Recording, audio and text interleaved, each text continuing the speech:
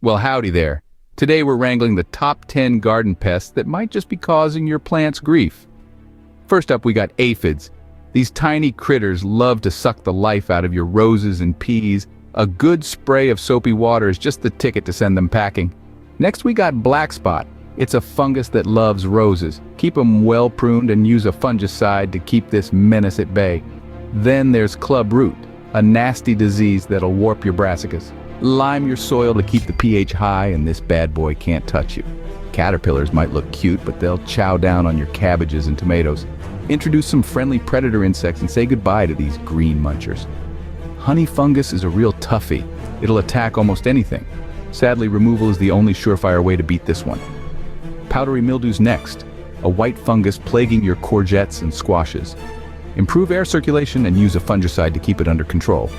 Red spider mites might be tiny, but they'll drain your plants dry. Increase humidity and these guys will skedaddle. Slugs and snails, the bane of many a gardener. They'll nibble on your lettuce and hostas. Use beer traps or copper tape to keep them away.